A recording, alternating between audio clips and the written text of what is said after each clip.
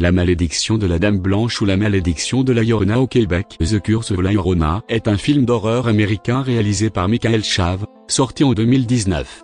Il s'agit du 6e film de l'univers cinématographique Conjuring.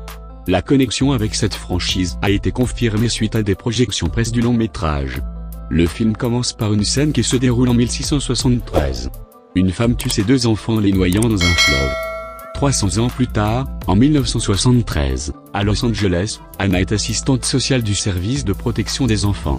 Son mari, policier, a été tué au cours d'une intervention de service un an auparavant. Elle reste seule à élever ses 2 enfants. Elle se rend au domicile de Patricia, une femme soupçonnée de maltraiter ses enfants. Elle y découvre les 2 enfants dans un placard, enfermés à double tour. Patricia est placée en garde à vue et les enfants placés en foyer d'accueil. La nuit suivante, un spectre blanchâtre poursuit les enfants.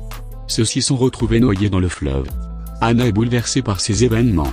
Le spectre commence alors à s'en prendre à ses propres enfants. Elle apprend par un prêtre catholique, puis par un curé Andro, ancien prêtre devenu exorciste, que la Dame Blanche est effectivement un spectre terrifiant, pris en étau entre le paradis et l'enfer, piégé par un terrible destin dont elle est elle-même l'artisan. Quand elle était en vie, elle a noyé ses enfants dans un accès de jalousie puis, anéantie par le chagrin, elle s'est jetée dans le fleuve déchaîné. Depuis, ses larmes sont devenues éternelles. Elles sont même mortelles, et tous ceux qui entendent ces appels sinistres la nuit risquent la mort. Tapis dans l'ombre, la Dame Blanche s'attaque aux enfants, cherchant désespérément à remplacer les siens.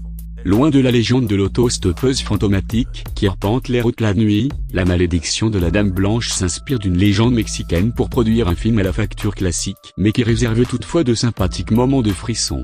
Michael Chaves s'appuie sur les codes classiques de l'épouvante maléfique pour construire des rebondissements prévisibles puis efficaces, avant d'opter pour un dénouement trop démonstratif. En cherchant le réalisme, la malédiction de la Dame Blanche perd en crédibilité même si l'ensemble reste tout à fait correct.